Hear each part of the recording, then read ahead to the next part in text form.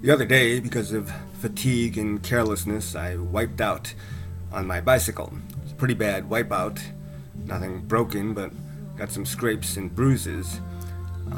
Point is that this dramatically impacted my overall disposition, to the point where other people could even notice I was unhappy.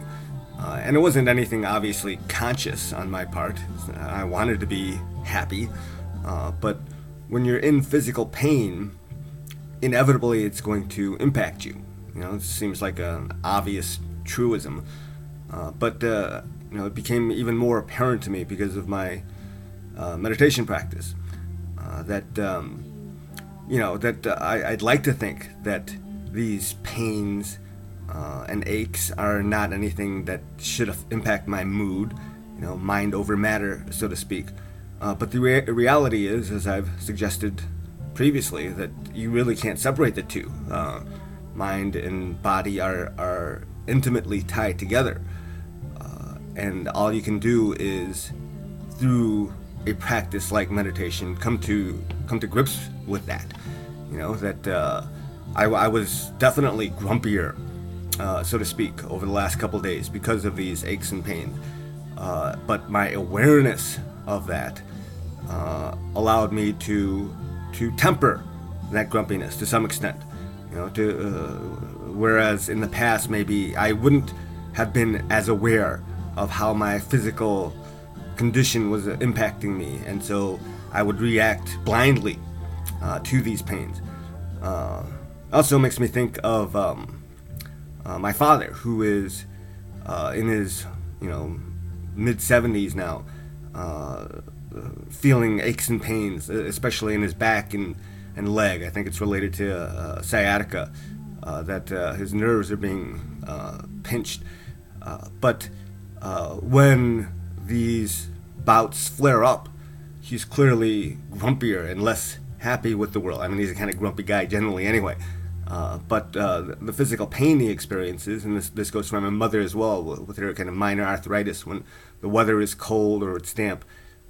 It's clear to me that, again, being more aware and paying attention to things, how much their physical states are impacting their moods. And it's very understandable. I'm not that age.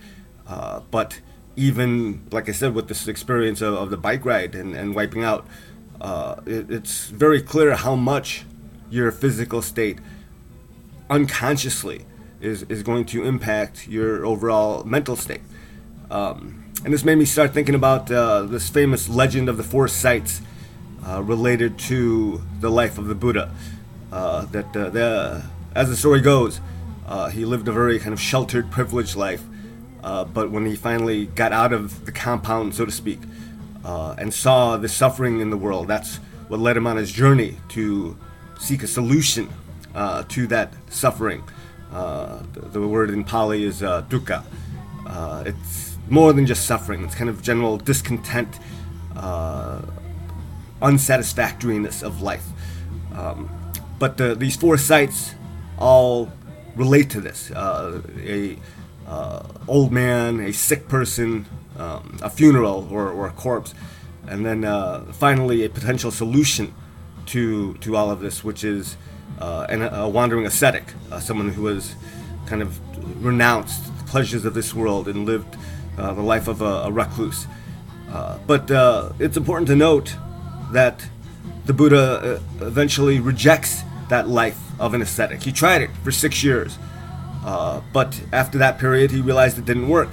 And I mentioned my bike ride and my father, so that's two of the three sights of the Buddha I can relate to. But another one, the corpse or dead person. I think of this story recently. On my last plane trip, there was some kind of pretty serious turbulence at one point, and I remember, like in the past, on plane rides when there has been turbulence, I'd catch myself, kind of scared, thinking, "Oh crap, this is it." But this one particular time, even though it was probably worse turbulence than I've ever experienced before, I really attribute this to meditation. I was really calm, but there were people who were literally screaming and gasping during this, and there was a part of me that almost felt like laughing, but that's kind of haughty and I don't know, condescending. Really, a more noble response would be compassion for people, to understand why people fear death, because this fear of death is a natural thing. All animals, all living things fear death. Yesterday I was trying to save this worm that was struggling in the sun by picking it up with a stick and putting it on grass. But when I put the stick underneath it, it started, it reacted as if it was afraid. And this is a worm, a very rudimentary life form. But it's clear to me that, anything really with a nervous system, nothing wants to die, right? But it's a function, dealing with that fear of death, I think, is a function of kind of recognizing things for what they are. In Hellenistic philosophy, there are kind of two major schools of thought. This is post the classical period of Plato and Aristotle. But a couple important schools of thought that emerged during this time were Stoicism and Epicureanism. And to me, they kind of represent the two poles in reaction to the reality of our situation. That people, get sick, they get old, they die.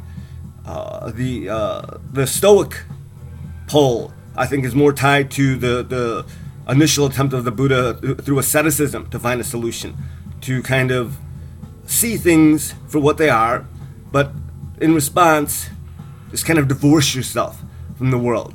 The word Stoic today still carries that connotation of you're just not feeling emotions, because you're very rational. You recognize that, that's just the way of things. Everything has to suffer and die eventually, so just accept it. If your plane's going to go down, just accept it. That's the kind of almost haughty response that I alluded to.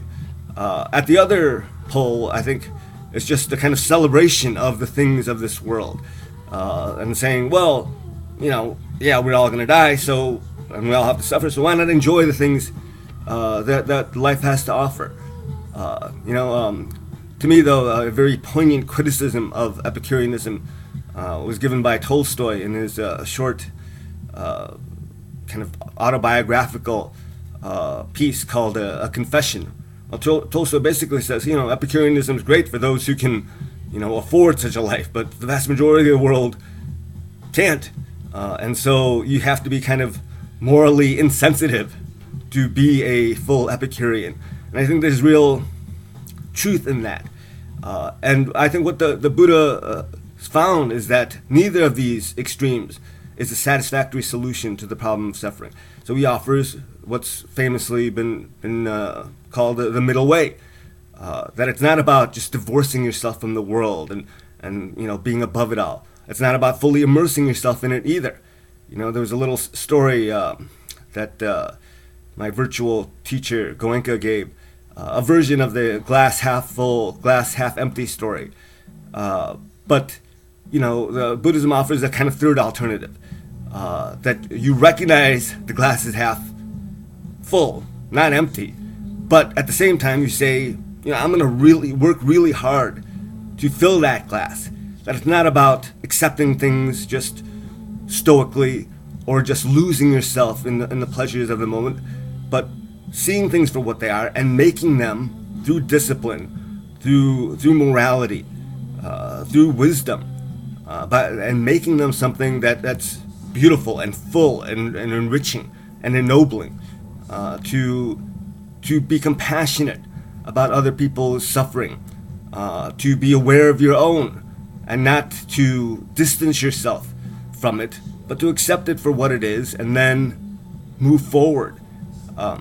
It's maybe hard to articulate exactly, what this middle way consists of, because, like I said, it's not quite being distant from your emotions. You're observing them, right? But you're not observing them coldly, like a Stoic might. You're at the same time, I think connecting with, through compassion, these feelings in others. And that's really, I think, the critical difference that kind of communal aspect that separates, this kind of Buddhist middle way from both Stoicism on the one hand and Epicureanism on the other, which, the bottom line for both, I think, is ultimately they're kind of very self-centered philosophies.